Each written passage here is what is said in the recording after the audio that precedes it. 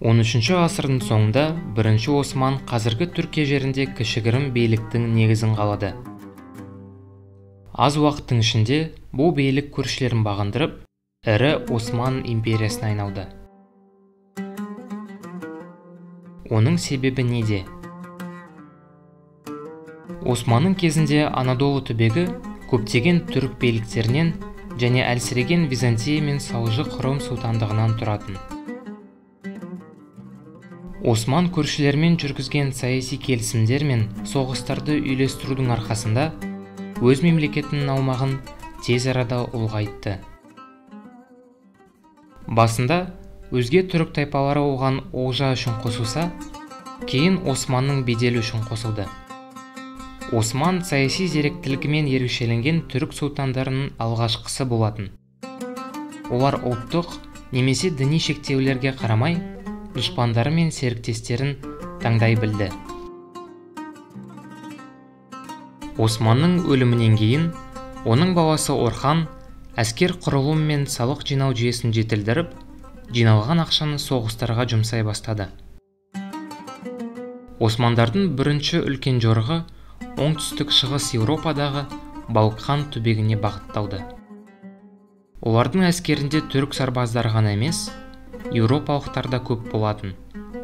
Соғыс барысында олар мыңдаған христиан жігіттерін тұтқынға алатын. Сол жігіттер кейін исламға бет бұрып, янычарлар деп аталатын жаңа әскери элитаның тірегіне айналды. Құлдыққа түскендер қызметінің арқасында тіпті уәзір дәрежесіне де жетуі әбден мүмкін болды.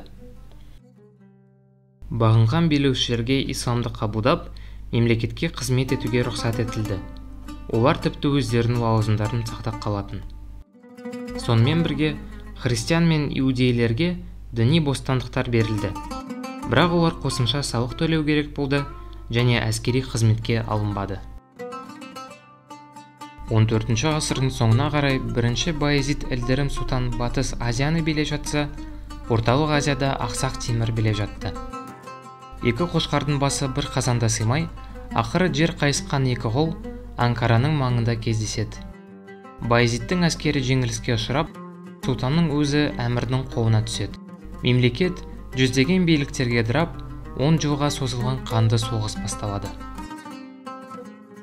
Баязидтің немересі 2-ші Мұрат сұлтан елді қайта біріктірді, бірақ қанша тырысқанмен Константинопольді өзіне бағындыра алмады. Әкесінің арманын орындауға ұлы 2-ші Мехмет Фатих сұлтан кірісті. Соғысқа дайындалып, сұлтан әлемдегі ең үлкен зеңбіректі жасау үшін Мажарстаннан инженер, қала қабырғаларының астына ор қазу үшін серб кеншілерін жалдады. Күтпеген жерден шабуыл жасау үшін кемелерді құрлықпен тасуға бұйырды. Сөйтіп, қаланы қоршап алып, 1453 жылдың көктемінде Константинополь Мехметтің қол астына өтеді. Кейін ол грекше қала жаққа деп аударылатын Стамбул деген атпен Осман мемлекетінің астанасына айналды. Ол кезде Константинопольдің жағдайы ауыр болды. Бірақ түріктердің билігінің астында ол қайта жайнай бастады.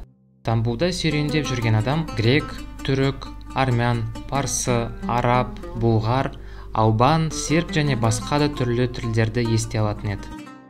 Сұлтандардың тапсырысы бойынша Синан секілді танымал сәулетшілер қалада көптеген керемет мешіттер салды. Стамбул арқылы османдар Еуропаға кофе секілді тауарларды әкелді. Экономиканың өсуі, аумақтың ұлғаюы, өнер мен сәулеттің дамуы империяның алтын ғасыры басталғанын білдірді. Олар Еуропа, Африка, Таяу Шығыс пен Орталық Азиядан шеберлерді жинап, бірегей мәдениеттің негізін қалады. Мысалы, Изник керамикасын алсақ, ол Қытайдағы Мин әулетінің техникасы мен дәстүрлі түрік мотивтерінің қосылуымен жасалған. Османдар өздерінің саяси ықпалы мен тиімді сауда жолдарын нығайтып, кеңеюін жалғастырады. Империяның өмірі 600 жылдан астам уақытқа созылды. Ал аумағы Мажарстаннан Парсы шығанағына дейін, Самальден Қырым түбегіне дейін жерді алып жатты.